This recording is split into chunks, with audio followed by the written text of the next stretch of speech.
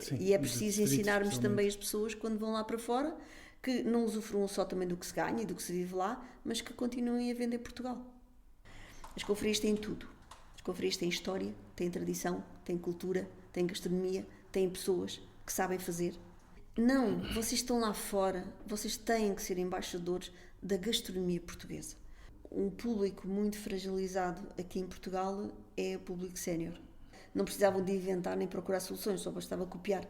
Não é? Países que já fazem imigração e que sobreviveram e enriqueceram. É quase uma associação que idealizei uma forma utópica de fazer proteção ao idoso. Muito difícil de instalar cá. A reforma é um perigo, não é? A reforma é um perigo. Organizava fins de semana, em que nesse fim de semana elas saíam completamente da sua bolha de doença. Pois. E viviam um mundo normal, super animadas. Pois. Ressuscitaram. E o motivo era só felicidade. Também. E quem tiver coragem de sair da sua caixa, forte, e vir ao terreno, outros vão-lhe seguir e vêm atrás delas. Gostava de ver os nossos políticos realmente entenderem que existe um país para governar. Tem Mais que haver eficaz. governo de proximidade. Tem uma responsabilidade a dobrar, porque tem que continuar a fazer parte da comunidade e tem que ser presidente de Câmara. O movimento social faz parte do PIB francês.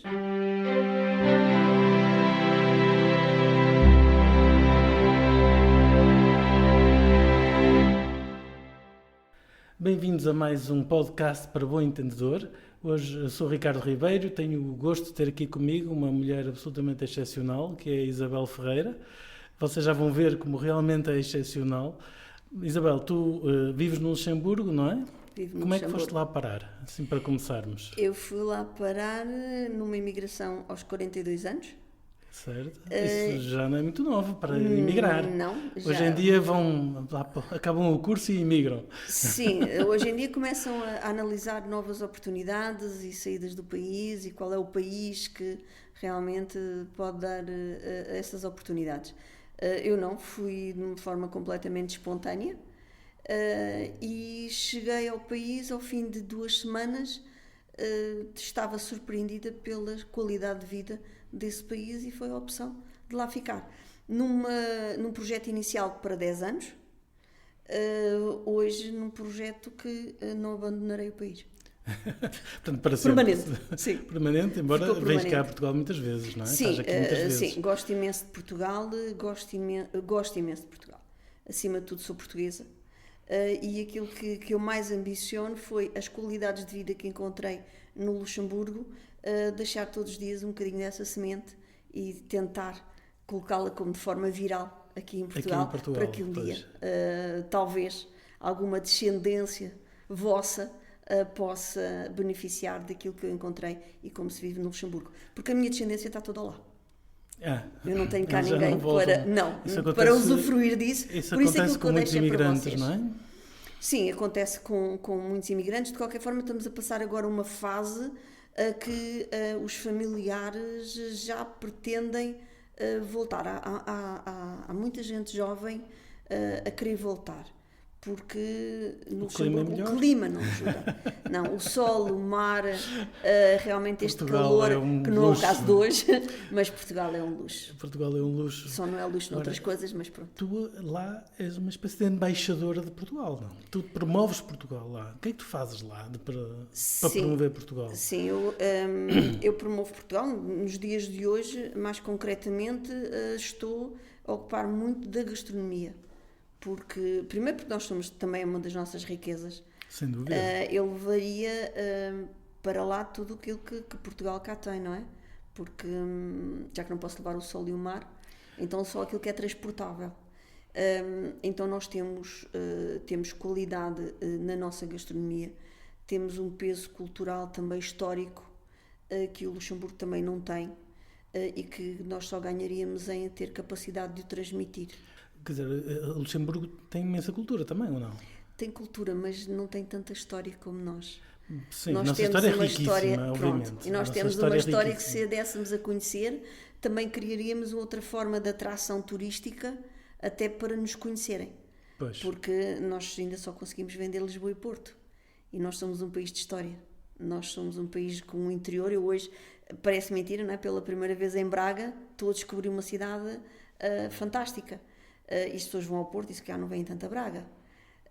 E há imensos imigrantes no Luxemburgo com um peso significativo de Braga.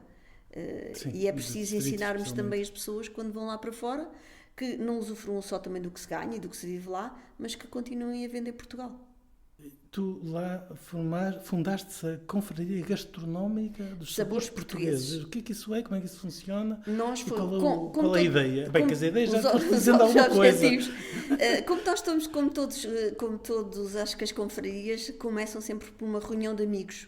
Lá, de uma forma mais particular, porque os dias são muito invernosos e porque ao domingo, normalmente, não temos muitas coisas para fazer. Então juntávamos cerca de 10, 12 pessoas e reuníamos numa associação, que por acaso até já acabou, uma associação que eu não quero deixar de falar nela, porque foi fundada no 25 de abril de 1974 Sim. e que... Por coincidência, claro. Por coincidência, estava aqui a acontecer a Revolução e lá estava-se a fundar uma associação. E que para mim essa associação tinha muito valor e que nunca deveria ter acabado. Mas acabou, como tudo na vida, né? Quando não existem boas gerências, as coisas vão acabando. E era nessa associação que nós nos juntávamos, porque havia uma senhora, a Dona Teresa de Mortágua, que fazia umas moelas e no fim das moelas comíamos a nossa bifana. E era único. Então começámos a falar e porque é que não fazer a confraria das moelas? Porque lá não se come moelas, né? Os luxemburgueses não comem, é um acessório do frango ou da ave que realmente lá não se come.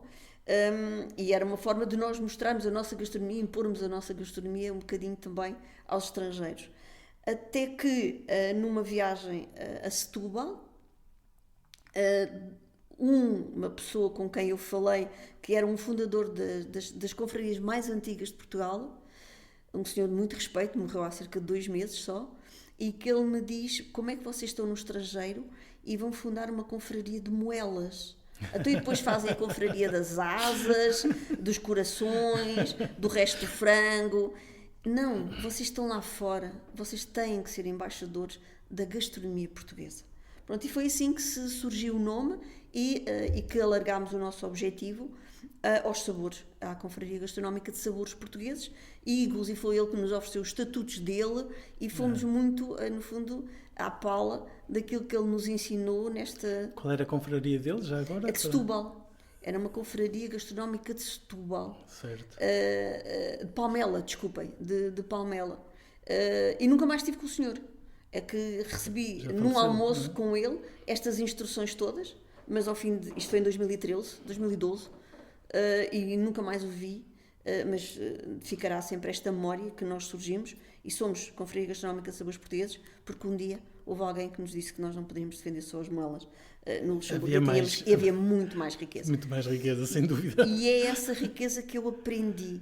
Eu fui presidente, fundadora também, nos 3 primeiros anos da confraria, e depois, pronto, tive algum afastamento com outros colegas, com outro colega que foi ele o presidente, e em setembro de 2023 voltei a assumir a presidência da confraria.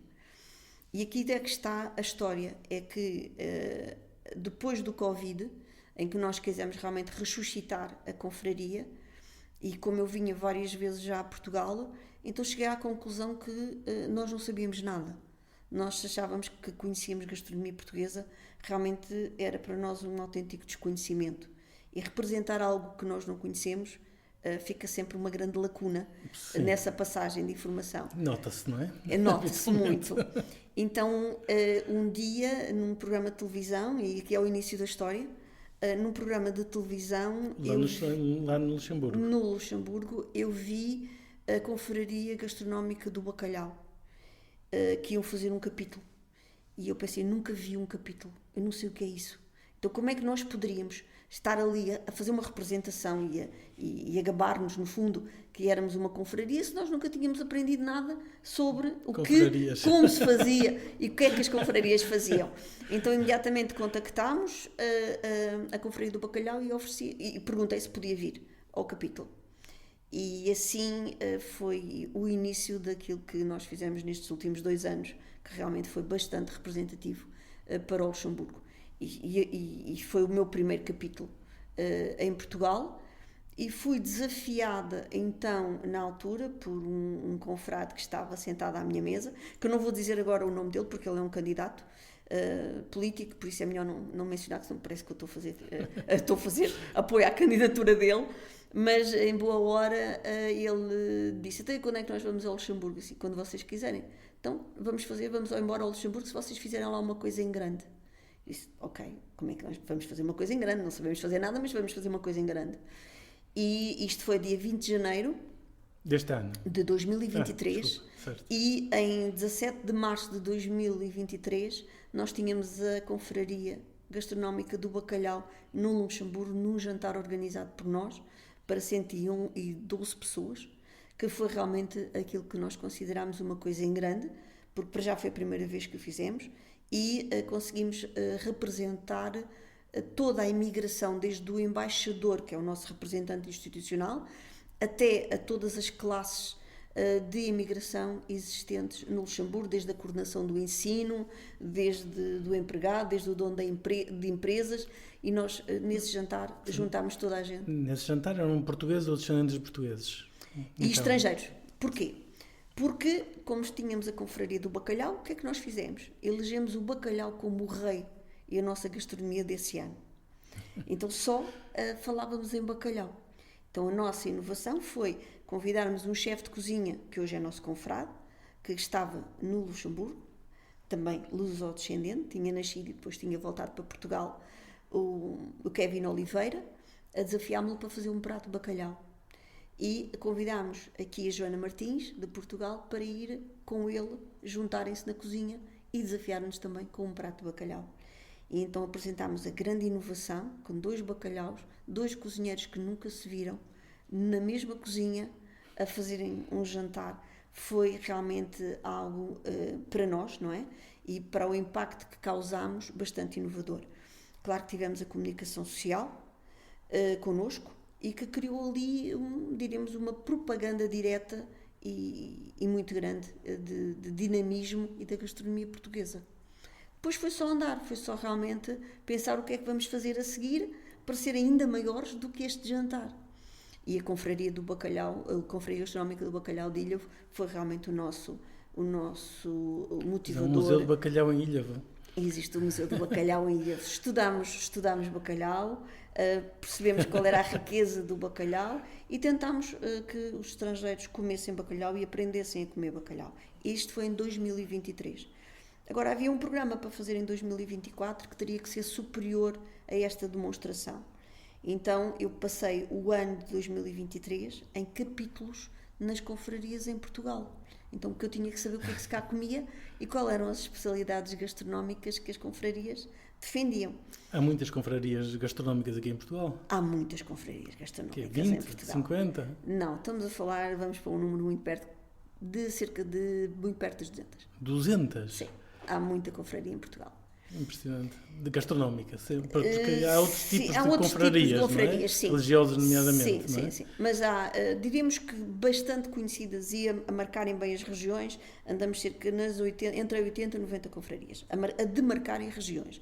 Mas depois existem confrarias mais pequeninas, de menos dimensões, mas que realmente poderiam elas também crescer e virem para estes horizontes e mostrarem as suas regiões. E qual achas que é o papel das confrarias na sociedade portuguesa, na divulgação das coisas portuguesas? O que é que pensas disso? Eu encontrei neste ano, 2023, conheci um bocadinho Portugal, conheci um bocadinho, consegui traduzir aquilo que poderia ser a grande mais-valia de Portugal pelas confrarias. As confrarias têm tudo. As confrarias têm história, têm tradição, têm cultura, têm gastronomia, têm pessoas que sabem fazer. Agora, se me perguntares porque é que não é feito, isso eu não sei. Porque é que não é feito o quê? Porque é que não se nota, porque é que isso não se nota tanto em Portugal e não se nota lá fora. Não digo as confrarias, eu digo que não se nota o trabalho das confrarias, o desempenho das confrarias e o valor das confrarias para Portugal. Então isso é falta de publicidade? Eu As acho próprias que, confrarias que não se eu acho mexem? que são grupos que não abrem, que são grupos de alguma forma como se trabalha um bocadinho em amizade, em amigos, acabam por ficar fechados em si próprios. É verdade que se deslocam aos capítulos uns dos outros, mas é um bocadinho quase como convite. Eu fui ao teu casamento, vais ao meu, e daí a 20 anos eu, como tinha ido ao teu casamento e fui ao casamento do teu filho, então tu também vais ao meu. Acaba por ser esta interação que acaba sempre dentro de um grupo confrádico e não no mundo exterior.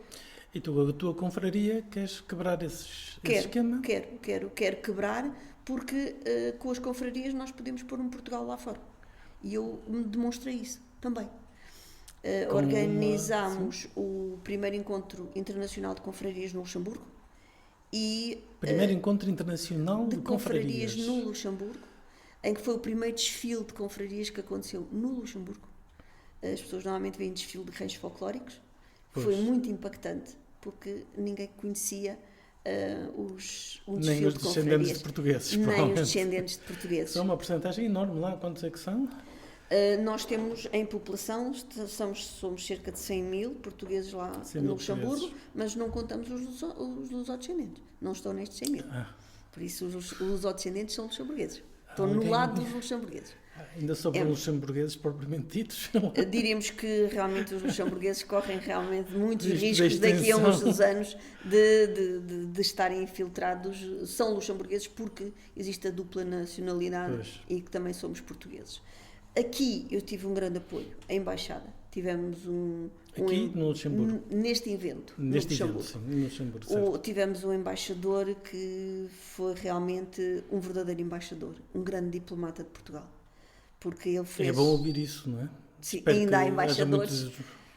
Se calhar não há muitos, mas aquele realmente é de realçar. É um grande homem com uma grande visão e que também valoriza Portugal em todos os aspectos. E abriu a casa dele para receber as confrarias que se deslocaram. Foi um evento fantástico, porque o facto de ter sido na casa dele, nós tivemos a comunicação social toda connosco. Ou seja, não foi um evento fechado, lá está, estamos a falar daquilo que no fundo é um bocadinho a minha crítica deste elo fechado, não é, das confrarias, e no Luxemburgo nós tivemos a possibilidade, com a comunicação social, só com a comunicação social, com este instrumento é que nós conseguimos realmente chegar a outros mundos. Fomos primeira página do jornal mais lido do Luxemburgo. Isso significa que se a nossa comunicação social começasse, por exemplo, a cobrir os capítulos dessas confrarias, eu suponho que a local é capaz de alguma coisa mencionar, não é? Diremos que isso é um sonho e era um trabalho que deveria ser feito e nem sequer devia ser requisitado. A própria comunicação social deveria ser responsável, porque é um trabalho institucional, é um levar Portugal lá fora. Nós estivemos no programa da RTP1, claro, estamos a falar de uma televisão estatal que tem quase esse compromisso direto e sempre que a gente o solicita, que estamos lá fora, eles são abertos e sensíveis a este tipo de inovação e realmente foi um grande protetor deste evento e divulgador, porque as confrarias viram-se em televisão. As confrarias foram transmitidas pela RTP Internacional para o mundo inteiro. Ótimo. Por um evento que aconteceu no Luxemburgo. Mas devia ser transmitido algumas dessas de eventos realizados cá em Portugal, não é? Com confrarias. Verdade, deveria. Porque se calhar o primeiro sítio onde eles têm que divulgar a sua cultura, digamos, é precisamente em Portugal, na sociedade portuguesa. Personalmente, eu não tenho ligação nenhuma a nenhum tipo de confraria, portanto, sei que existem, tenho vaga ideia do que é que se poderão fazer, mas não passa daí. E ainda bem que eu estou cá hoje. Porque vais levar uma formação de confrarias. Uma formação vais levar cavalar. Uma formação de confrarias, sim. Sim, é uma grande... Porque na confraria, diremos, uma confraria marcando e demonstrando a sua região, primeiro está a mostrar um prato que vem de história, vem da história da região. Pois. É uma forma de trazer também os seus antepassados e como se cozinhava. Não quer dizer que se corta a inovação da cozinha, mas a nossa mais-valia da nossa cultura é a nossa história. E essa pode ser transmitida através dos sabores, das memórias. E ali está tudo. E foi isso que eu encontrei. Realmente, o que é que nós andamos a fazer aqui com postos de turismo, se nós temos o maior embaixador de Portugal, um posto de turismo por região, quase todas as regiões têm uma confraria. Isso é muito interessante saber, de facto, os postos de turismo se calhar deviam fazer divulgação também das confrarias, mas para isso talvez as confrarias tivessem que ter eventos abertos ao público, não é? Eu não digo que os eventos não são abertos ao público, eu penso que não há a sensibilidade, porque aqui acham tudo tão natural, não é? Acham que é completamente normal, vão fazer... Uma das características dos portugueses é que estão habituados a ser extraordinários e, portanto... Exato, é tudo tão normal que nem se apercebem do diamante que podem ter e explorá-lo. Portugal está cheio desses diamantes, graças a Deus. Tá, mas, muitos, imensos. Isso é francamente bonito. E é engraçado, e isso eu tenho que falar, porque as confrarias são entidades que levam Portugal e não causam encargos públicos. Eles são autofinanciadas. Eles autofinanciam. Se eles foram ao Luxemburgo, cada um pagou o seu bilhete, cada um pagou a sua refeição, cada um pagou-se. E levaram Portugal. E não será barato. Não foi. É caro. E levaram Portugal. Foi o país que eles levaram. Portugal, esse tipo de coisas, deve-lhes isso. Devia subsidiar de alguma forma esse tipo de eventos, não é? Devia de motivar, sim, devia. E aqui, se calhar, isto não é um programa para criticar ninguém, mas a primeira instituição a quem deveria de ser cobrado esta mais-valia é às câmaras municipais. As câmaras municipais, elas deviam ter um papel na promoção Tinham a dessas... obrigação de ter um papel na divulgação das confrarias. Sim.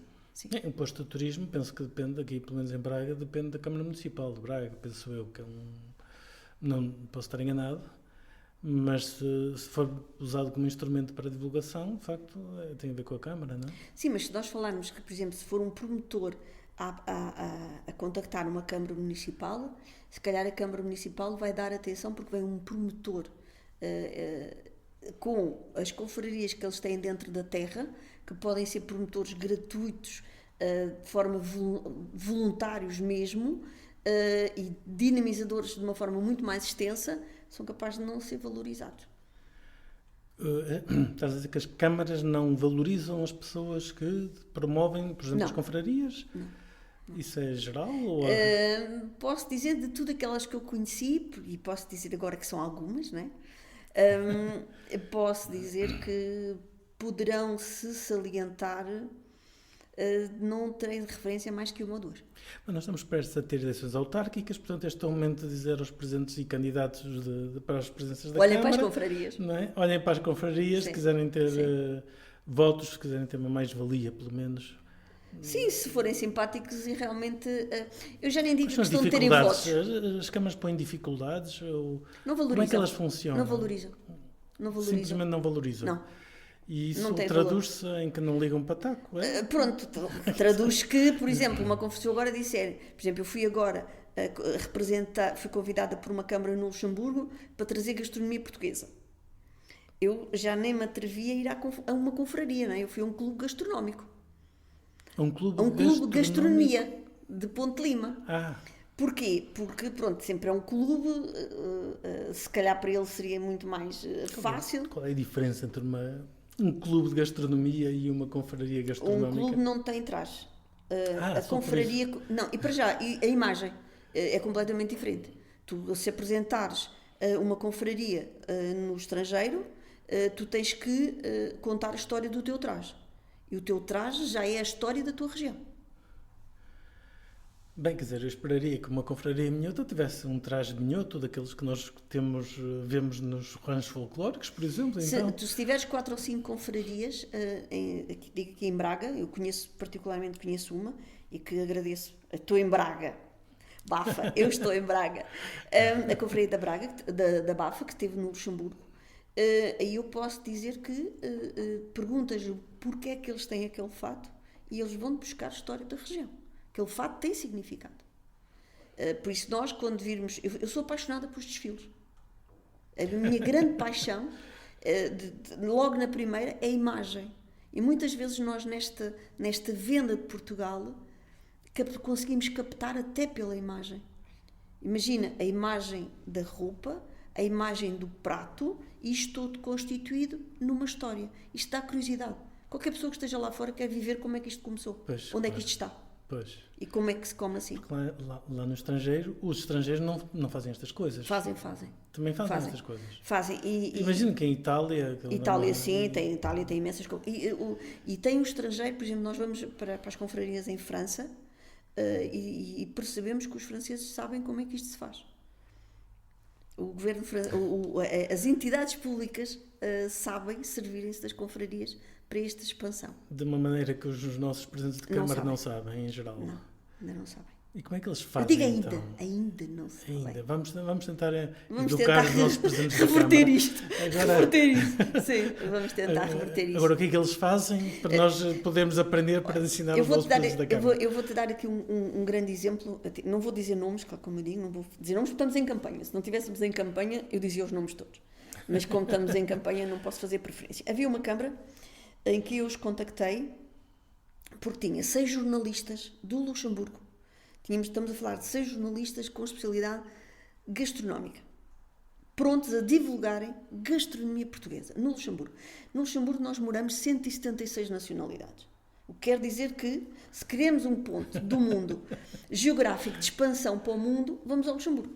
Porque ali a proximidade é fantástica. Eu suspeito que aqui em Portugal, com a imigração que temos tido, já começa a aparecer-se com isso. É muito parecido com isso. Não temos a percentagem, dessa para 15%, não temos a imprensa em todas as línguas. Isso não. Pronto. No Luxemburgo há imprensa em todas as línguas? Há imprensa em todas as línguas, há expansão em todas as línguas. Pronto, temos um Parlamento Europeu, não é? Estão lá 27 países a residirem. Por isso, são muito mais atentos àquilo que acontece em outras línguas e em outros países. Pronto, são realidades estrangeiras diferentes daquilo que é ainda em Portugal. Não é? Portugal ainda é tudo muito novo, é tudo muito recente, ainda não estamos tão habituados a isso. E eu imediatamente fui falar com o Presidente da Câmara e disse-lhe, olha, temos 6 jornalistas, os nomes, as identificações, tudo direitinho, para virem a Portugal, querem vir fazer uma reportagem em Portugal. O Sr. Presidente de Câmara levou 15 dias, cerca de 3 semanas para me responder. Estamos a falar de jornalistas que não têm agenda, que marcam eventos de ano a ano, porque as agendas deles são já têm tudo programado. Muito programadas. E o senhor, 3 semanas depois, veio-me dizer que, tiveram, então pensando bem, poderiam-lhes oferecer a entrada do museu. Entrada do museu? Entrada do museu. Para quê? Pronto, é para te dizer a falta de realidade. Um ano depois... Desculpa então bem, mas um Presidente da Câmara devia saber o que é um jornalista. Sensível e saber coisas. Não sabia, o senhor não sabia o que era um jornalista. Não sabe. Ensina a estes Presidentes de Câmara, percebes? Então, 6 jornalistas estrangeiros a virem fazer uma reportagem ao seu concelho. E ele oferece a entrada do museu. Pronto, isto ficou, esta proposta completamente diluída. Posso dizer que um ano depois houve uma dessas jornalistas que por acidente apaixonou-se por Portugal, porque foi convidada para vir cozinhar à Embaixada do Luxemburgo. A jornalista foi convidada para ir cozinhar à Embaixada do Luxemburgo em Lisboa.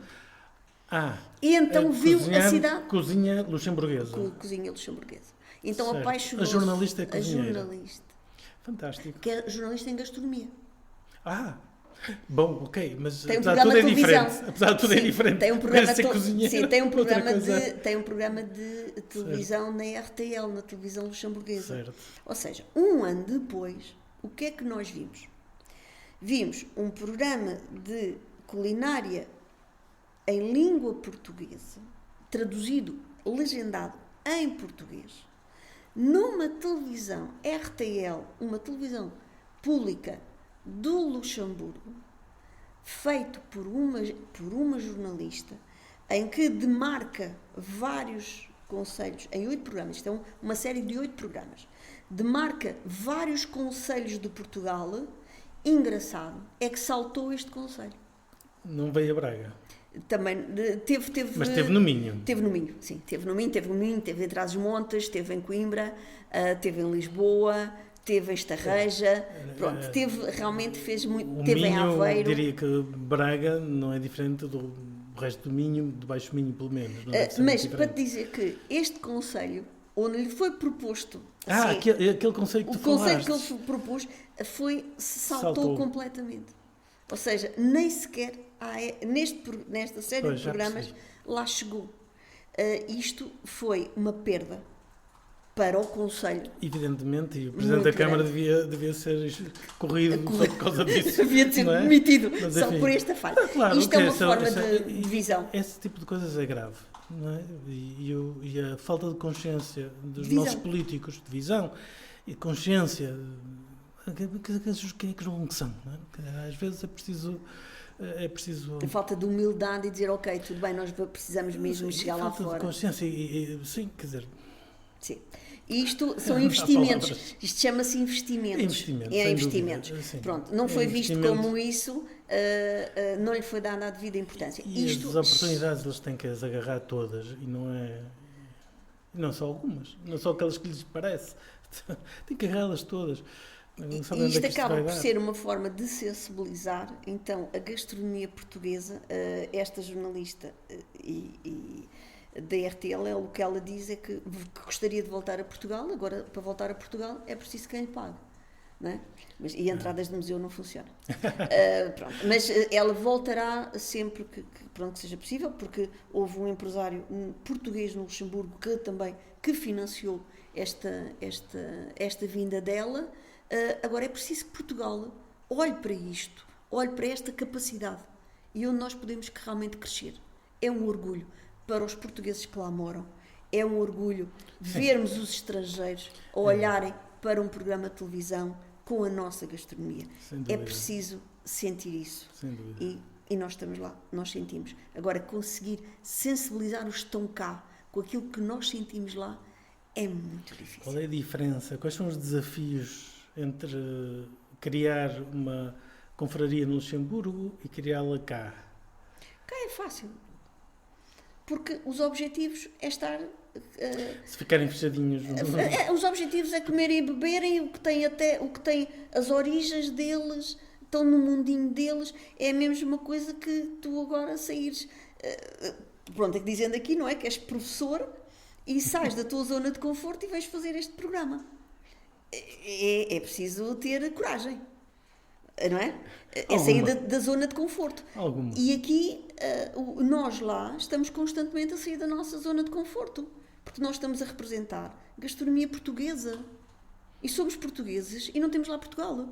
Temos lá as tais 176 nacionalidades, em que lutamos com várias delas, em que temos os italianos a ganharem-nos a pontos, e a única coisa que eles têm no restaurante deles é pizza e massa.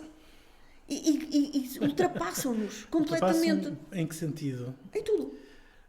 Em tudo. Quer dizer, tem mais gente a assistir, tem mais iniciativas, fazem mais coisas? Não, são uma marca. São uma marca gastronómica. E nós não somos. A comida italiana é uma marca gastronómica. A francesa também, a chinesa também. A francesa é noutro aspecto. Na francesa foi muito associada ao gourmet, e nós neste momento temos os dois. Nós temos os melhores, dos melhores cozinheiros, temos a melhor gastronomia, conseguimos já colocar a visão, a imagem, o gourmet, o bonito, que era um dos nossos lapsos também, na nossa cozinha, que era o bonito, e já o temos, a apresentação, já temos isso tudo. Então, agora o que é que falta? Mas isso, as próprias confrarias cuidavam dessa apresentação aqui no seu dia? Não. Não. Não. Agora começam a ter, já se quando nota. Quando vou em uma tasca Sim. onde se come muitíssimo bem, a apresentação não é... Sim, não se tira a qualidade, mas temos que perceber qual é o público onde é vendável ou não. Sim. E a apresentação. A apresentação é um pormenor que, a imagem, sim. que se deve cuidar. Mas já temos. Sempre. Mas já temos. Já cuidamos. Hoje já cuidamos. Hoje isso não é uma coisa do passado. Hoje é uma coisa do presente. Já há muito cuidado dessa apresentação. Então não nos falta nada. Só nos falta atitude. A mim, quer dizer, aqui em Braga noto que existe já restaurantes de montes de nacionalidades. Italianos, vários, mas há tailandês, há chinês, enfim, com todo tipo, que não são propriamente comidas muito portuguesas e muito menos minhotas. Quer dizer, não estamos a perder aqui qualquer coisa? Ou teremos a ganhar?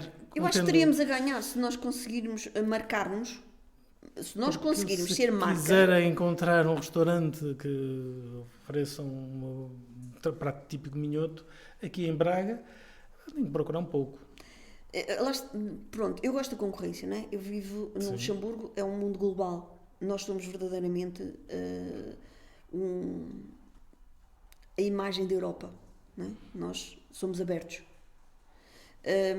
Por isso a concorrência não faz mal a ninguém. Eu acho que a concorrência só nos faz ser melhores. E aqui era uma vantagem que nós teríamos. Não podemos deixar-nos ultrapassar. Aí é que está o problema. É nós não evoluirmos, não inovarmos e não nos demarcarmos a ser realmente os melhores e impormos a nossa marca. Ou seja, termos um restaurante que sirva com a qualidade, digamos, de uma tasca, mas que tenha uma apresentação que seja atraente a públicos... Sim. A todos os públicos. Todos os públicos. Todos gostam de ver. Não é um público que gosta mais de uma coisa ou um público que gosta mais de outra. Nós gostamos todos do que é bonito. Não é? Então não dissociar, porque daqui a 5 anos, se calhar, essa tasca está realmente a perder esse efeito. E se ela inovar e se conseguir traduzir também o bonito no local onde está, não faz mal a ninguém. Talvez não seja necessário evoluir muito na parte gastronómica propriamente dita, mas se calhar na apresentação. Sim, e no marketing? Eu conheço restaurantes que começaram muitíssimo bem, mas depois aquilo foi-se decaindo de alguma forma. Que é preciso manter o investimento, não é? É preciso. Mas lá está, para isso também é preciso saber vender, é preciso criar... não partir do princípio que é um bem adquirido, não é? É preciso estar sempre, estar sempre a investir na divulgação, não é? Porque se tem a casa cheia já não precisa de investir. Não, ter a casa cheia ainda tem que investir mais, que é para nunca deixar de ter a casa cheia, não é? E então se já tem a casa cheia não precisa, porque a casa está cheia. E daí a um ano é capaz de abrir o vizinho do lado que vai captar o mesmo público para o outro lado e ele acabou por perder porque esse investimento foi embora. Há aqui, agora, lá para fora nós temos tudo para mostrar. Portanto, acho que a gente poderia começar a abrir muitos restaurantes portugueses no Luxemburgo? Nós temos muitos restaurantes no Luxemburgo. Nós o que precisamos... E não servem comida portuguesa? Servem. A maior restauração praticamente é portuguesa. Só que não temos temos 2 ou 3 restaurantes, se calhar é como eu agora pergunto ao Ricardo, em Braga, para comer verdadeiramente aquela comida que sobressai e que me vem mostrar Braga, se calhar só me dá 2 ou 3 restaurantes. Pronto, e nós no Luxemburgo também só temos isso. Temos 2 ou 3 restaurantes em que eu consigo mostrar que ali come-se. Temos a entrada, temos o visual, temos a imagem, que só há realmente esses 2 ou 3 restaurantes e o resto dos, se calhar, 100 ou 200 que existem por lá não tem. Acho que a partilha, e não digo só para o Luxemburgo, eu digo para o Luxemburgo porque sou agora eu e é onde eu estou, mas existe boa vontade, por exemplo, também para a França. Se houvesse esta capacidade de apoio às confrarias a saírem, isto acabava por se tornar uma situação completamente natural. Mas aí as confrarias, como são um pouquinho fechadas, talvez não tenham tanta vontade de divulgação. Eu achei que neste primeiro impacto, ou neste primeiro encontro que eu provoquei, eu tive um grande... As confrarias aderiram. Tanto que ultrapassaram as minhas expectativas. Agora, foi o primeiro, não é? Agora era preciso que houvesse, até noutros países, não tivessem só com o Luxemburgo, mas que realmente houvesse noutros países também esta situação. E que as confrarias também convidassem pessoas estrangeiras. Isto não é uma crítica àquilo que eu vou dizer, mas só para perceber o mundo em que nós lidamos. Eu ainda não tive... As confrarias publicam os seus capítulos. E as pessoas é que se inscrevem para ir, por isso são abertas. Está publicado, quem quiser inscreve-se e vai. Anunciam os seus capítulos. Eu acho que havia aqui de haver, em algumas situações, um trabalho mais de convite. que, por exemplo, nós tivemos algumas pessoas que tiveram connosco, por exemplo, a Câmara Municipal que nos recebeu, era interessante, as confrarias que hoje vão festejar os capítulos delas, se calhar não pensaram fazer um convite oficial às pessoas da Câmara Municipal no Luxemburgo que as recebeu lá. Eu não digo a mim, porque eu vejo, eu sou amiga delas, eu vejo os anúncios e vou se quiser e ninguém me impede a entrada. Agora, estas pessoas não têm acesso ao Facebook ou ao anúncio do que se faz em Portugal. Naturalmente. Não é? Ou seja, talvez através da embaixada, não podia-se divulgar. Através da embaixada ou através anunciar, fazer anúncios no Luxemburgo em bater geral. outra vez nas câmaras municipais, porque nós fomos recebidos por uma Câmara Municipal. Porque não a Câmara Municipal a saber que, ou a confraria, a dizer, olha, nós vamos fazer o nosso capítulo, e ser a Câmara Municipal aqui em Portugal, do local, a convidar institucionalmente a Câmara Municipal que a acolheu lá. Agora, o que é um capítulo neste contexto? Um capítulo é uma cerimónia onde se entronizam novos confrades. É a cerimónia de entrada de novos aderentes na confraria. O que é necessário para ser confrade? Além de pagar uma cota, imagino. Depende dos estatutos de cada confraria. Há confrarias em que penso que se pode ser confrade de forma espontânea, a pessoa própria pode candidatar-se, por exemplo, no nosso caso, a pessoa pode se candidatar a ser nosso confrade. De qualquer forma, há uma aprovação da motivação porque é que a pessoa quer ser nosso confrade, ou há outras confrarias que os estatutos obrigam a que seja proposta uma avaliação e um convite formal à pessoa para ser confrade. Isso depende dos estatutos de cada um. E quantas pessoas é que têm uma confraria, tipicamente? A vossa, por exemplo? A nossa, neste momento, está só com 18 confrades. 18. É muito pouco para aquilo que se vê em Portugal. A média de confrarias em Portugal anda na ordem entre os 60 a 100 confrades. E no estrangeiro tens alguma ideia? Tipo as italianas? São das francesas, tenho ideia que estes números... Mas também não podemos fazer esse tipo de comparação. Sim, porque não podemos comparar um país que tem 10 milhões de habitantes e outro tem 60 milhões. Sim, claro, pronto, aí tínhamos que multiplicar tudo por 6. Mais ou menos, porque são locais, são bem mais. Mas são maiores. São maiores porque as regiões também têm mais habitantes. Por isso é uma diferença... Também é uma diferença significativa e os números de confrades não se podem comparar. Às vezes é um interesse que as pessoas têm pela coisa, mais do que propriamente da população. A camisola que vestem é completamente diferente. Portanto, defendem... os portugueses precisam vestir melhor, mais a sua camisola. Precisam gostar mais da sua camisola. E levá-la mais longe. Eu gosto imenso. Portugal, para mim é incomparável, não é? Para mim também. E conheço muitos países, portanto... Para mim também. Eu conheço os nossos vizinhos do Luxemburgo e sem dúvida nenhuma ainda não encontrei nenhum que seja tão bom como Portugal. Quais são os planos para a vossa confraria, planos futuros agora? Eu tenho um plano futuro imediato, que é também sair um bocadinho, mais uma vez, fora da caixa das confrarias. Qual é o objetivo? Então, as confrarias, já falei, que são um bocadinho fechadas, não é? E uma das coisas que nós nos deparamos lá é que a população portuguesa que está no Luxemburgo nem sequer sabe o que é que são confrarias, nem sequer confrarias existem. Bem, eu acho que a maior parte da população portuguesa provavelmente também não sabe. Pronto, então, exatamente, criando essa dúvida e satisfazendo essa resposta, então o que é que nós pensámos fazer? Entretanto, organizei uma conferência em que intitulei Confrarias e Desenvolvimento Microeconómico, porque eu acredito que as confrarias podem ser participantes ativas no desenvolvimento microeconómico das suas regiões. Desde o do SIM que... Já foi em São Pedro do Sul. Foi em fevereiro. Já houve. Eu vim do Encontro Internacional de Confrarias e vim organizar a conferência a São Pedro do Sul. Aderiram 11 confrarias a este evento. No Luxemburgo tive 20, a esta conferência aderiram 11 confrarias. Parece pouco. Quantas é que há em Portugal? Pronto, há muitas. Para mim já foi bom, porque já foi muito bom, porque os que lá estiveram foram aqueles que perceberam a visão do que eu queria passar. E isso foi importante.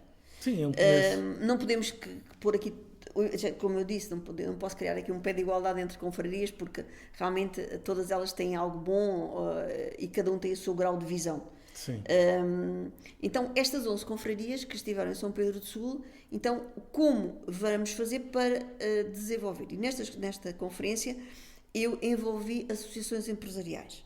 Porquê? Porque acho que as confrarias deviam trabalhar com as associações empresariais, porque as confrarias não são empresas. Faz sentido. Pronto, e eu achei que fazia algum sentido. E as associações empresariais que estiveram representadas também acharam exatamente a mesma coisa, que nem sequer conheciam o poder que as confrarias tinham e realmente neste desenvolvimento. Foi a conclusão que se tirou dessa conferência, que foi para mim uma conclusão muito boa. Agora e que vem construir a partir daí.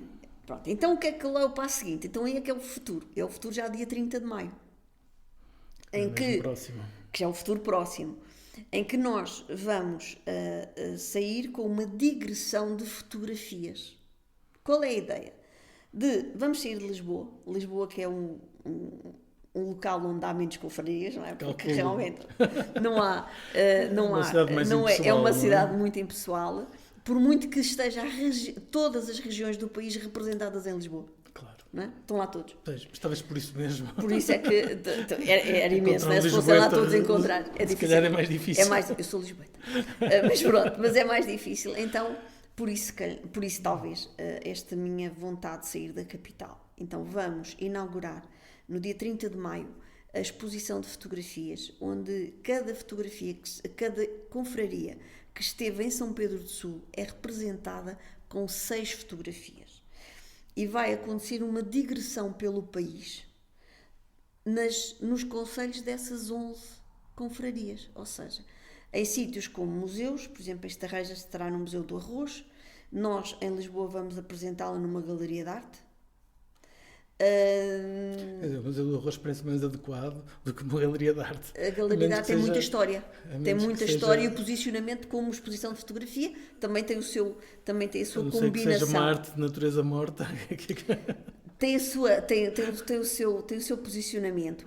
Por exemplo, a Amadora vai ser na Câmara Municipal, onde vai estar a exposição da Confraria Gastronómica da Amadora, e noutros locais que cada concelho terá o seu local para esta exposição. O que é que aqui nós vamos permitir? Que a população, em geral, perceba o que é uma confraria e os objetivos da confraria. Portanto, vamos, no fundo, entrar aqui numa situação mais pedagógica de o que é uma confraria. E com a expectativa de que adiram às confrarias da sua terra. E que adiram e que provoquem que elas sejam um bocadinho também mais abertas e que partilhem aquilo que é o desenvolvimento e até mesmo para os próprios empresários e para as câmaras municipais que vejam a importância das confrarias e como elas realmente podem dinamizar e fazerem aqui uma digressão pelo país, em que espero que em 2026 a exposição irá acabar no Luxemburgo. Boa. Mais uma forma de colocar no Luxemburgo a fotografia e as confrarias. E se calhar noutros países, não? E se calhar noutros países. É uma questão depois, é fácil transportar. É fácil transportar, a questão é ver gente lá nesses países que queira promover essas coisas. Por exemplo, nós as embaixadas, por exemplo. Sim, para a galeria já estão convidadas algumas embaixadas. Já é uma forma, estamos em Lisboa, as embaixadas estão todas lá, porque não convidar os embaixadores? Certo. Pronto, ou seja, aquilo que nós temos no Luxemburgo existe em Lisboa. Então é lá que se pode fazer os convites e porque não cada embaixador que lá está a convidar as confrarias para o seu país. E isso é uma forma, é sempre, desde que se consiga sair e passar a palavra e passar aquilo que nós temos, é sempre uma forma de dinamizar e fazer crescimento. Certo. Agora, mudando um pouquinho de tema, tu tens enormes preocupações sociais também. Tu criaste ou participaste, ajudaste, promoveste várias associações, não é? Raras, por exemplo, para dar um exemplo, a Tecer Laços, o movimento Parkinson Precoce, que eu participei num jantar relativamente a isso. Queres falar um pouco desse trabalho? O social para mim, eu costumo dizer, são as minhas costelas todas, não é? Um lado é o cérebro e o outro lado é mesmo as minhas costelas, que é todo o lado social. O ajudar pessoas e um público muito fragilizado aqui em Portugal é o público sénior. Lá está mais uma imagem que eu trago do Luxemburgo. Enquanto no Luxemburgo é um público protegido, aqui é quase um público abandonado. E até as próprias instituições Pronto, eu não quero mesmo dizer mal, eu só quero mesmo falar daquilo que eu vejo e que tento trazer um bocadinho daquilo que há lá fora e colocar cá dentro. Então, na Raras é uma associação no Luxemburgo, em que eu fiz a proteção e ajudei a integração do imigrante, daquele que lá chegava. Do que chegava ao Luxemburgo e que não conhecia as leis e que se adaptava aos portugueses. A língua portuguesa. Acompanhei muito brasileiro também, cabo-verdiano, guineense, essencialmente pessoas de língua portuguesa que tinham dificuldade na integração por causa da língua. E eu punha-os ao corrente aquilo de uma forma mais imediata, ou num primeiro encontro, aquilo que era de imediata a legislação e as regras para se viver no Luxemburgo, que são completamente diferentes de quem vai daqui para lá. Sim, imagino. É um país de regras. O Luxemburgo é um país de regras? É um país de regras. Isso é terrível. Que só obedece. Há países que têm regras e que não se obedecem, mas pronto, o Luxemburgo é um país de regras para obedecer. Nós temos muitas regras para não obedecer, de facto, porque senão isto parava tudo. Sim, eu tenho um amigo que diz que realmente é proibido, mas pode-se fazer. Lá é proibido mesmo, proibido e não se pode fazer. Inclusive, e não paralisam. Inclusive a imigração. A imigração então daria um polo de instrução a Portugal. Não precisavam de inventar nem procurar soluções, só bastava copiar. Não é? Países que já fazem imigração e que sobreviveram e enriqueceram com a imigração. Exemplos de coisas que Portugal podia imitar do Luxemburgo? Posso. Sim, um ou dois na imigração? Não, até na entrada. Agora porque é um tema novo, que é um tema muito moderno, sim, que se fala da imigração e cada partido político tem a sua teoria. Quando existe um quadro, houve um estudo feito por o Instituto Politécnico de Porto Alegre para a imigração com a ação social e eu participei nesse estudo. E, inclusive depois acabámos por ganhar um prémio porque realmente as ideias e a forma como estava colocado era muito interessante. E era só lerem esse livro, porque estão lá as instruções todas. Nós temos formatos de imigração como países como a França, a Alemanha e o Luxemburgo. Foram países que sobreviveram de uma guerra e não tinham mão de obra. Tiveram que importar, sim, porque não tinham mão de obra. É famoso fizeram uma festa na Alemanha quando chegou o milionésimo imigrante, que por acaso era português. Foi recebido com apoteose por ser o milionésimo. E como todos que realmente vêm para acrescentar valor ao país através da sua mão de obra, não são recebidos desta forma, não é? Não se vê esta desarrumação como existe em Portugal. Só para te dar uma ideia, eu vou-te só dar uma ideia para as pessoas, que se calhar tu percebes de forma direta. Para se entrar no Luxemburgo, temos que ter um contrato de trabalho e um local de residência. Temos que dizer onde é que moramos e onde é que vamos trabalhar. Uhum. Para entrar em Portugal, primeiro faz o contrato de trabalho, faz descontos e pode-se morar em qualquer lado. Isto cria irregularidade. É verdade, mas às vezes uma pessoa precisa chegar cá para conseguir arranjar um sítio onde morar. É fácil arranjar sítios onde morar no Luxemburgo? Não, mas temos uma vantagem muito grande que Portugal não tem, que é, existem acordos fronteiriços, as pessoas podem morar na França e trabalhar em Portugal. E morar na França já é mais fácil. Morar na Bélgica também é mais fácil do que no Luxemburgo, sim, porque os valores é mais barato. Pronto, e são possibilidades que as pessoas têm que... Mas mesmo assim, que aqui isso às não vezes existe. Arranjar uma casa cá antes de ter um contrato de trabalho, antes de ter a garantia, por exemplo, fazer um contrato... Eu conheço várias pessoas, brasileiros em concreto, que tiveram grandes dificuldades em conseguir contratos, não é? Porque lhes pedem não sei quantos, 6 meses, se calhar, de avanço e coisas desse estilo, condições que em geral não pedem a portugueses. Porque existe muita procura. Existe muita procura e não só, não é? Também há uma certa desconfiança. E não existe legislação. Porquê? Porque as pessoas estão cá e não estão de forma regulada. E no Luxemburgo, a gente, quando entra, está imediatamente de uma forma regulada. Porque já se registou. Não é, toda a gente sabe onde é que nós estamos. Eu conheço um caso bem concreto de uma pessoa que tinha já a casa arrendada quando veio para cá, arrendou remotamente. O dono da casa arrendar remotamente. Há muito trabalho a fazer, há muito trabalho a fazer. Houve muita algo que não se aperceberam que poderia crescer, não é? Esqueceram-se de ver os outros países, como é que eles tinham crescido. E poderia-se logo ter criado regras, porque era só copiar. Não precisavam de fazer. Há aqui agora algumas, eu vi um dia destes um partido político que coloca 2 ou 3 ideias que geralmente parece-me um copy-paste. Menos mal que a coisa funciona. Começa... Sim, porque funciona. Porque funciona, não é? Agora dizer, no Luxemburgo não há clandestinos. Claro que há. Principalmente se não forem da União Europeia. Que aqui mais existe, não é? Da União Europeia ninguém emigra para Portugal. Portugal está na queda da Europa, ninguém vem para cá, não é? Só se vai para sítios... Não. Pelo bom só tempo. se vai realmente... o barómetro de um país económico é quando se vê que um país começa a receber imigração. Quer dizer que a economia está a crescer. Costuma ser assim, não sei se é muito bem, com toda a gente. Creio que sim. Mas, pronto, no Luxemburgo... Pelo menos torna-se atrativo, não é? Torna-se muito mais atrativo. Logicamente que temos que ter países onde o salário que vem para cá é que ganha menos nas suas terras do que ganha cá.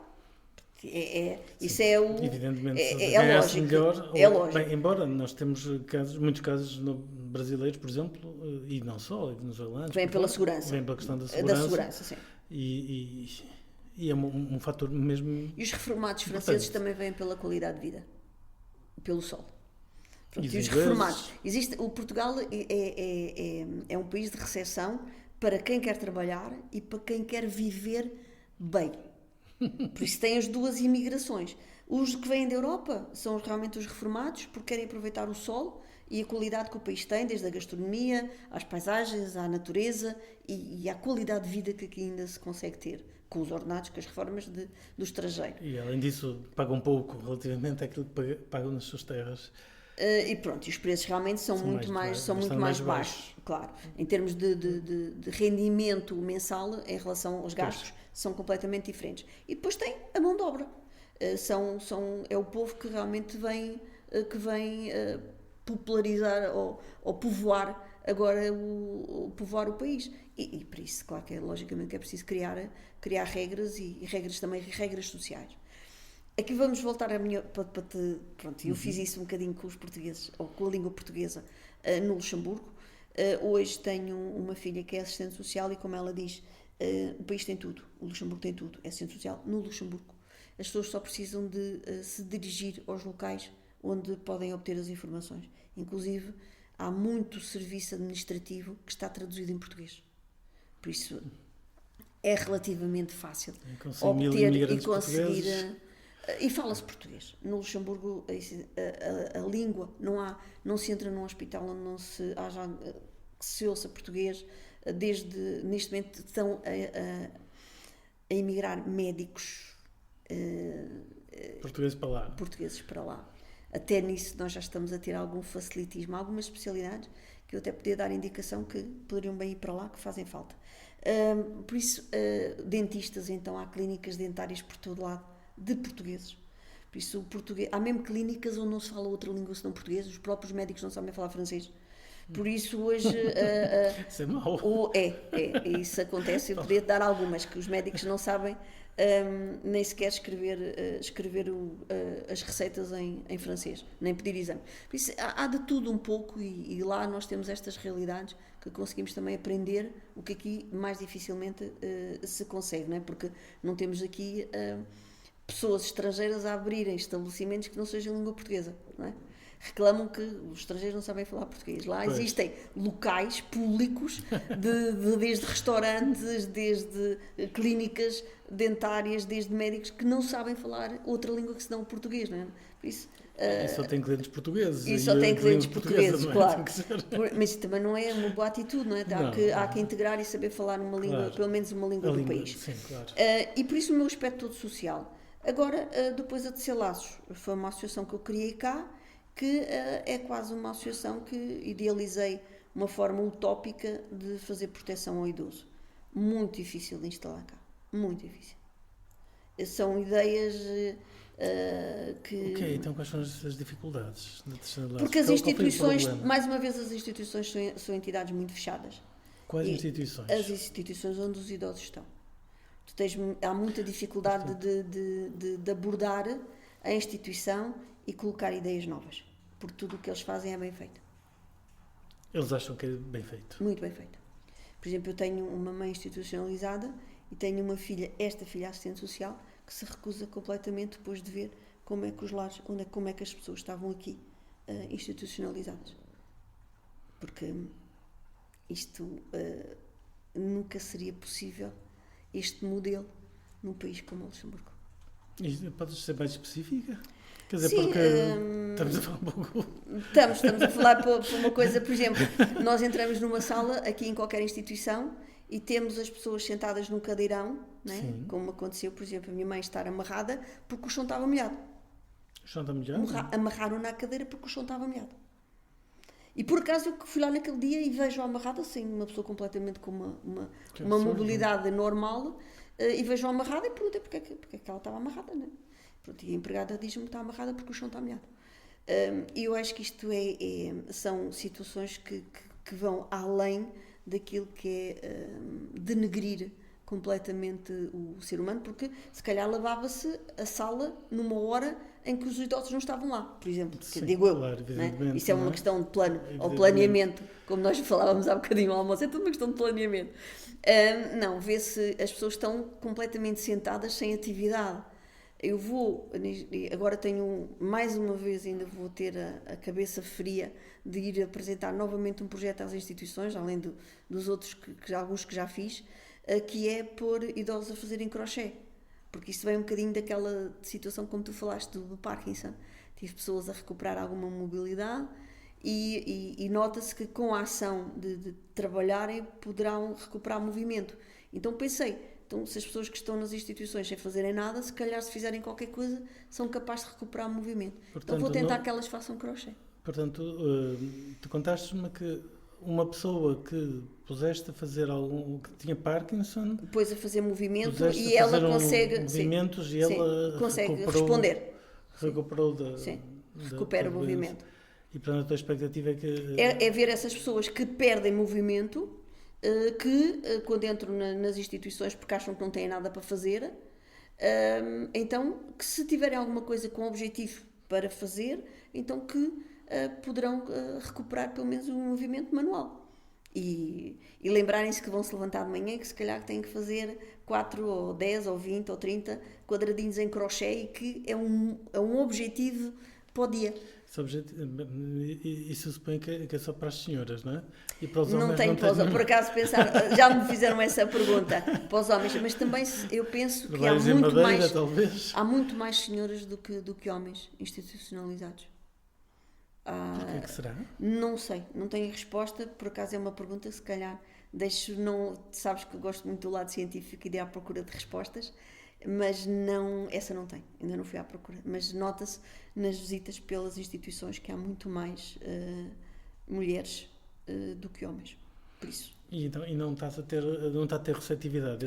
Vamos agora para a rua com ele, ainda estou agora a começar a divulgar. Aqui ao lado há dois lares de idosos, então mais à frente há um terceiro. Posso vir cá apresentar o projeto?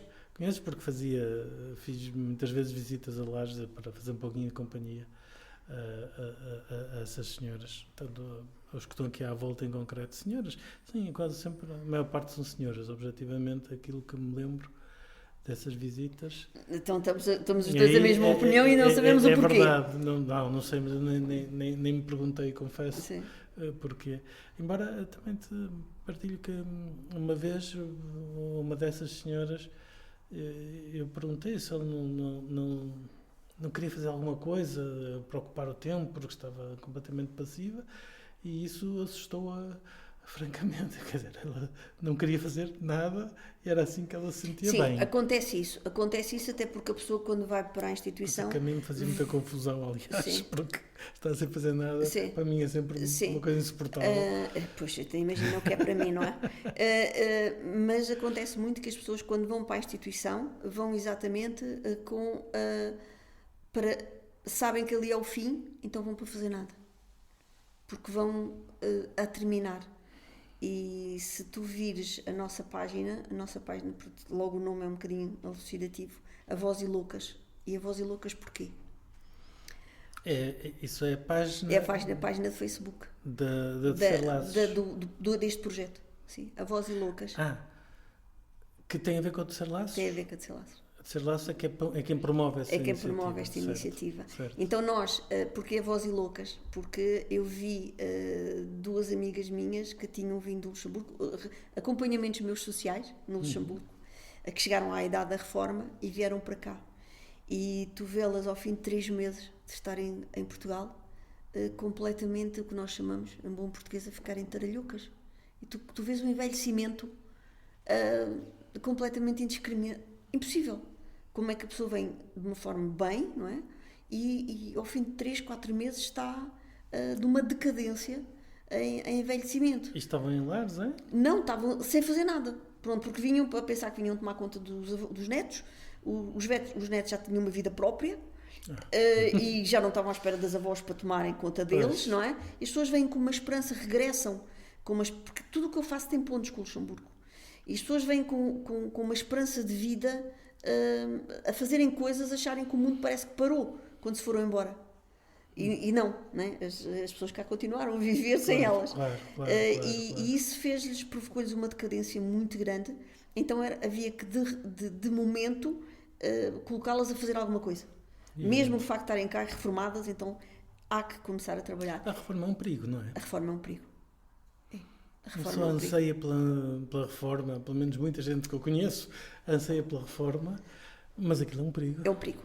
A partir dos 50 anos devíamos começar a criar projetos para a reforma. Eu já tenho imensos projetos. Pois a gente também não consegue acabar. Mas também.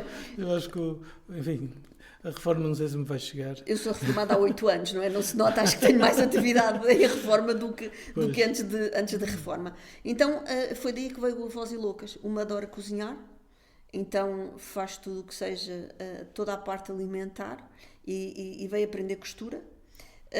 Depois juntei, como tu dizes, esta vertente também da mobilidade e então pô-las a mexer em trabalhos manuais e é aqui que nós vamos. Então estes imigrantes vão para os lares. De promover isto, vão de promover. Entrar São elas que estão a promover. Isso é algo que deve animar imenso. Super animadas. Ressuscitaram. Claro. Ressuscitaram. Sim, e são elas que vão. Neste caso, nesta primeira abordagem, virei eu com a senhora que faz a comida. Sou ela que vem porque no Luxemburgo cuidava de idosos. Então tem essa particularidade de vir olhar para eles para uma qualidade de vida completamente diferente daquela que é a realidade e que a gente vê cá. Então ela vai-me acompanhar nesta primeira abordagem, né, que eu tenho outras coisas para fazer, mas vou fazer o lançamento nesta primeira abordagem, até pôr a máquina a trabalhar, que acredito. Vamos ver se é desta vez que os idosos vão fazer crochê nos lares. As idosas. Os homens também podem aprender, mas não é tão... Mas eu acho que culturalmente não tem muito entusiasmo. Não creio que consigas.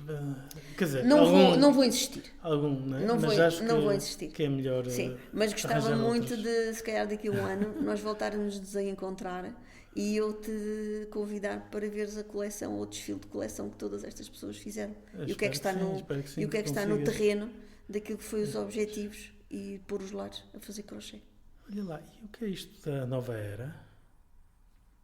A Nova Era é uma instituição que todos nós devíamos tirar também o chapéu, de um homem completamente filantropo que criou uma fundação em França, também assim um visionário social como eu, só que ele é da Guarda, então dedicou-se muito à pobreza das instituições, das pessoas pobres.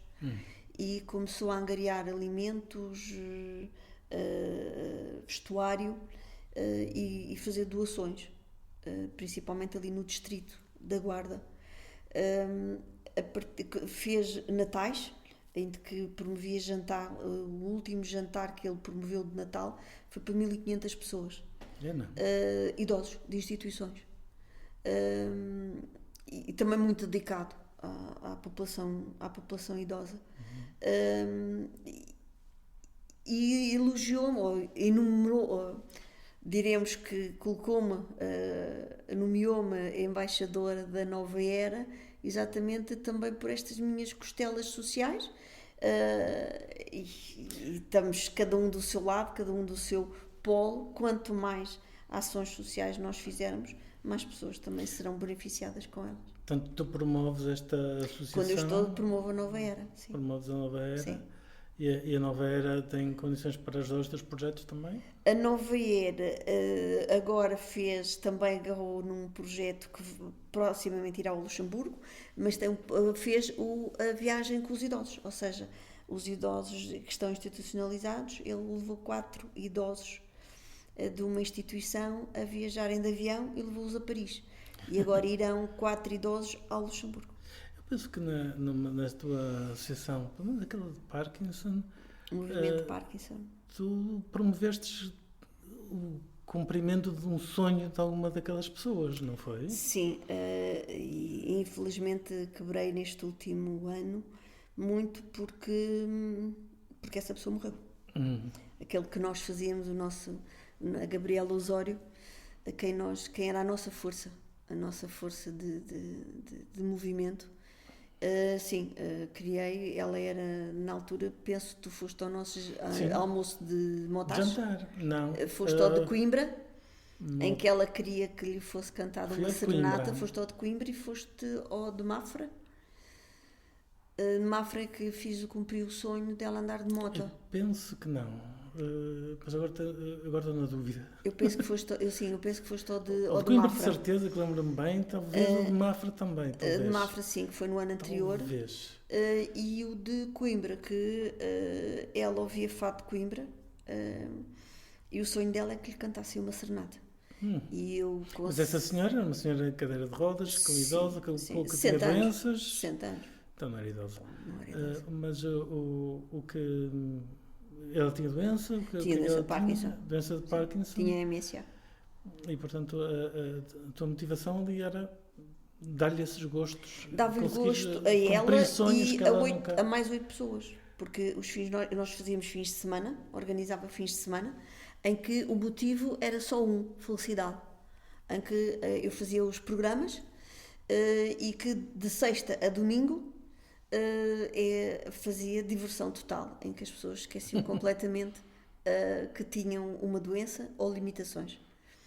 Ela conseguiu que ela chegasse a tirar fotografias em pé, em que o filho já não havia em pé há muito tempo, e conseguisse perceber milagres de várias pessoas. Nesse fim de semana elas saíam completamente da sua bolha de doença.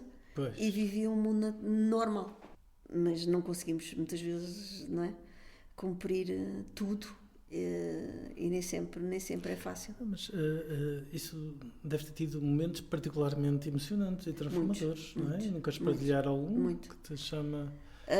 Bem, se não for para começar a chorar aqui, é? Não foi. Houve realmente momentos, e isso está retratado em vários filmes. A Gabriela Osório, uma vez na Praia da Tocha, e foi ela que inaugurou a cadeira que vai ao mar, a cadeira de deficientes que vai ao mar, e que nós vimos descer a cadeira. Eu levo-a à praia e ela já não fazia toque com a areia, era uma pessoa que vivia muito perto da praia e não tinha ninguém que a levasse ao contacto da areia. E ela está na Praia da Tocha comigo, que estamos num grupo de fim de semana de Parkinson, e levamos lá a areia e a cadeira chega à praia, acabadinha de descarregar. Pois. E eu digo a Gabriela, e se fosse ao mar? E ela disse, dentro d'água. Foi assim um momento que ela achava que seria completamente impossível, não é? E se a cadeira também não tivesse chegado naquele momento, a gente não fazia parte do nosso programa. Falámos com os nadadores salvadores, programámos um dia que a maré estaria em condições. Pois, claro. E tive uma vantagem muito grande, que isso é que faz chorar, porque realmente há pessoas neste mundo muito, muito boas. Um dos nadadores Salvador era estudante de Biologia, e quando eu lhe dei o retrato da doença dela e as limitações dela, ele foi de noite foi estudar a doença, e quando a recebe para a levar ao mar, é com um vocabulário muito próprio. De alguém com uma injeção de motivação, de alegria, de disposição, e que nos colocou na altura, nesse fim de semana, éramos cerca de 14 pessoas, e conseguimos chorar todos com mar, à mistura com mar e água, mas foi muito emocionante.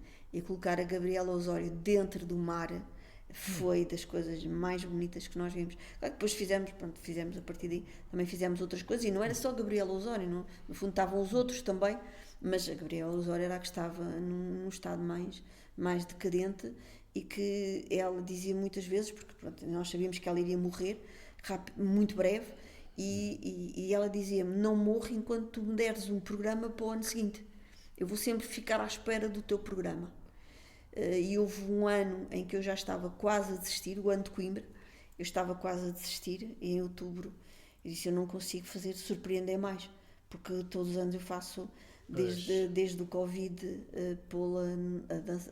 um rancho folclórico, como nós estamos completamente fechados, sem contacto humano, e eu consigo colocar um rancho folclórico a dançar para elas a uma distância. Foram coisas de loucura que nós conseguimos fazer, mas é impossível, eu não vou conseguir surpreender mais.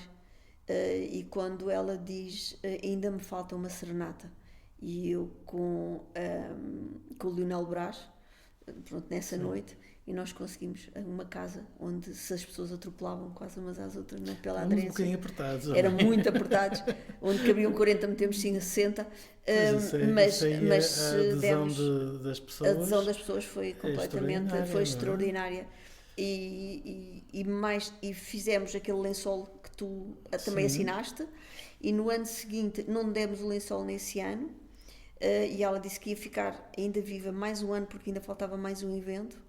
E o ano passado, em novembro de 2023, então fizemos-lhe um evento, e que lhe entregámos o lençol. E aí eu fiz a despedida da doença de Parkinson, e a partir daquele momento eu ia olhar para as pessoas, mas ia olhar para as pessoas sem doença, porque Parkinson é a doença, enquanto nós virmos a doença e a pessoa. Então eu ia colocar tudo num bolo só, e para mim eram pessoas. Não faria a distinção de colocar eventos ou quer que seja separadamente doentes de Parkinson das pessoas. Eles precisavam estar com toda a gente, e não de uma forma isolada. Pronto, e aí fizemos quase a despedida oficial daquilo que seria a dissociação do doente de Parkinson. E para mim elas iam ser sempre pessoas e não doentes de Parkinson. Pronto, e fizemos quase o encerramento e a despedida, também com o Lionel Brás, que foi ele que lhe entregou o lençol, e foi o último ano. Pronto, aqui foi quase uma despedida oficial. E ela cumpriu e foi embora. Foi embora também. Sim. Isto é para não chorar. Tocante. Para não chorar. Quer dizer, foi o momento que pediste, um momento sensível. Pronto, este foi o meu grande momento sensível com os doentes. Mas não devem ter faltado, apesar de tudo, não é? E não me faltam, eles continuam, e eles continuam comigo, e os que cá estão, e claro que continuamos a ser pessoas, mas são áreas muito, muito difíceis de conviver, e temos alturas que a gente sente que precisamos de fazer mais e que não conseguimos. Olha, mas tu, 60 pessoas conseguiste para esse evento? Eu lembro, fui lá para Coimbra de propósito, para isso, não foi para nada. E vieram pessoas de Lisboa, veio o Bruno, veio como é que tu mobilizas essa gente toda? Como é que tu consegues mobilizar as comunidades locais, até internacionais? Porque eu tenho muita sorte. Primeiro, porque tenho amigos. Segundo, porque tenho pessoas muito boas ao meu redor e que acreditam nas minhas causas e que conseguem ainda ir atrás do meu trabalho, porque eu faço, não é? E porque quando organizo alguma coisa, normalmente a sorte não me deixa e as coisas até resultam. O que quer dizer que quando resulta uma, as pessoas ficam realmente com um voto de confiança para a próxima. Isso é um bocado aquilo que a sorte vem àqueles que trabalham, fazem por ela, não é? Sim. Basicamente. Aquela sala que tu viste, tivemos a trabalhar nela até às 5 da manhã. Sim, quer dizer, aquilo estava Mesmo muito cheio de gente. Cheio de gente e a qualidade, e não nos esquecemos da doença, desde o guardanapo ao lençol, ao prato, estava tudo lá previsto, tudo lá, havia muito trabalho ali. Havia muito trabalho por trás ali. E sente-se no momento. No momento Claro, tu sentes evidentemente. o trabalho que tiveste, e porque há pessoas, e comigo tiveram mais, se calhar 5 ou 6. Tive as ali pessoas o sentem Nel que- Brazo, uma Sónia que veio de Lisboa, que veio de propósito também para fazer sala comigo. Lá está, porque existem pessoas muito boas. Em todo o lado. Em não é? todo o lado. E são Temos essas é que as mobilizar, temos que as encontrar, temos temos que que, as chamar. exatamente, que as e fazer coisas, porque quanto mais coisas fazemos, mais estas pessoas saem da sua caixa e se vêm juntar a nós. Exatamente. E isso é que Fazer é importante, coisas é fazer coisas. Porque se não fizermos nada, toda a gente tem boas intenções, mas não vem ao terreno. Exatamente. E quem tiver coragem de sair da sua caixa, forte, e vir ao terreno, outros vão-lhe seguir e vêm atrás delas, como é o caso agora das confrarias, deste desenvolvimento económico do país, do lado social, do Parkinson, que acabei por ter um médico comigo que a admirar também o meu trabalho e a dar-me razão àquilo que eu fazia, e afinal que era muito bem feito. E agora se calhar com os idosos, mas não sei se tem sucesso ou não. O que quer dizer, o que eu digo é, eu tenho as ideias, vou ao terreno, eu faço. Se der certo, dá certo. Se não der certo, pelo menos ficou a intenção. E alguém fica de lá. Alguém fica nestes meus projetos. Alguém ganha, não é? Sempre haverá alguém que ganha. Eu ganho de certeza. Sim. Quem procura fazer o bem, ganha de certeza. Ganho de certeza. Absolutamente. Absolutamente. Agora, sonhos, objetivos pessoais, visão para o futuro. Eu gostava muito de ver o país crescer. Agora dizes-me assim, isso é utópico. Não, não é? Então pronto. Não digo. Tenho uma esperança desde 2025. Eu sou muito mais positivo nesse aspecto. Então eu gostava de Vamos ter que fazer por isso. Eu gostava de ver, eu tento fazer isso sempre. Gostava de ver aqui uma lufada de ar fresco. Gostava de ver os nossos políticos realmente entenderem que existe um país para governar. Gostava de ver as câmaras municipais a fazerem algo pelas suas regiões. Gostava que olhassem para o lado e vissem que realmente há regiões que crescem porque se deve a uma governação, que deve-se a uma pessoa, que se aprenda e que nunca se esqueça que todos os dias se pode aprender e que não faz mal nenhum entrar na aprendizagem do que os outros têm para nos ensinar. Projetos. Este do crochê é um que eu quero ver muito e acho que tenho pano para mangas aqui para 2025 e 2026 com as confrarias. Se realmente as confrarias de Portugal quiserem aderir a estas ideias loucas E as de levar câmaras Portugal também, lá não é? longe, e que as câmaras, não comigo diretamente, mas comigo de forma indireta, mas diretamente com as confrarias, que eles têm que olhar para elas e têm que se unir. Confrarias, câmaras e associações empresariais. Isto era o poder da economia da região. E todas as regiões, com estes 3 polos unidos, de certeza absoluta que levavam Portugal mais longe. E aliviavam, se calhar, um bocadinho o peso governamental, porque, pronto, eram todos a ajudar. Portanto, tu acreditas no governo de proximidade como Tem mais que haver eficaz? governo de proximidade. A cultura portuguesa, com o afastamento, com esta diferença daquela pessoa que era fazia parte, eu falo aqui diretamente das câmaras, aquela pessoa que faz parte da comunidade e que vai a presidente de câmara, tem uma responsabilidade a dobrar, porque tem que continuar a fazer parte da comunidade e tem que ser presidente de câmara. Enquanto que antes de ser presidente de câmara era só parte da comunidade. E enquanto isto não acontecer, enquanto nós tivermos, que tenhamos ideias, que tenhamos projetos, que queremos fazer alguma coisa e que trazemos coisas novas e tínhamos que passar por um secretário e o secretário tem que analisar o que nós queremos fazer. Irrita-me enviar e-mails. Eu não me importo de fazer uma reunião presencial e depois a seguir eu envio o e-mail. Enviar um e-mail para apresentar uma ideia não funciona. Porque nós não conseguimos, eu não conseguia jamais fazer o que estou a fazer aqui contigo por escrito. Isto era um livro. E, no entanto, se calhar estamos aqui há 1 hora e qualquer coisa, não é? E passámos imensas ideias. Sim, e daqui sim. nós tiraríamos alguma coisa. E se calhar daqui eu diria, ou tu me dirias, olha, esta ideia, esta e esta, eu posso realmente fazer, tem pano para mangas, então vamos embora, apresente-me isso por e-mail. Ok, e teria que ser assim. Pois. Agora, 10 ideias ou uma ideia por escrito em que quem vai ler não está lá, não percebe, não faz perguntas, não esclarece, é a mesma coisa que me dizerem boa viagem, vai embora, não tenho paciência para aturar. Por isso, qualquer projeto onde eu apresento, em que me diga, ok, envie-me por e-mail, acabaste de assistir a um telefonema, quando eu entrei aqui, eu fiz o quê? Um telefonema. Falei a minha ideia, pedi a minha autorização. E o que é que eu disse a seguir? Agora eu vou mandar um e-mail. Pois. E isto é muito mais fácil, e aqui podemos terminar a dizer da Câmara de Usingen, no Luxemburgo, que nos recebeu, que nos convidou, eu nunca os vi pessoalmente. Fizemos 3 reuniões por telechamada. Eu nunca lhes enviei um e-mail. O evento foi um sucesso. Se calhar os e-mails pode ser um grande entrave na vida política e da cidadania, desse desenvolvimento. Que conselhos é que tu darias a alguém que quisesse trabalhar em causas sociais, aqui em Portugal em concreto, ou culturais? Não desistam. Porque é muito fácil desistir, não é? Quer dizer, assim tão grandes os obstáculos, assim tão difícil. Sim, a mim, por exemplo, é o que me dizem sempre. A primeira coisa que eu apresento um projeto e dizem-me isso não dá. Eu conheço muitos burocratas que é essa a resposta que dão, de facto. Pronto. Então, default é agora, não dá, isso é impossível. Se tu tens uma ideia e achas que aquela ideia é a melhor ideia, a melhor solução, então quando tu estás a conversar com alguém e dizes, isso não dá, é impossível, o que é que vai acontecer? É a mesma coisa que arrefeceres completamente a ideia. Sim. E o grande problema é o conselho que eu dou a essas pessoas, é quando as pessoas se convencem que realmente a ideia não dá. É que podem ficar logo convencidos que a ideia não dá. E matam a sua própria ideia.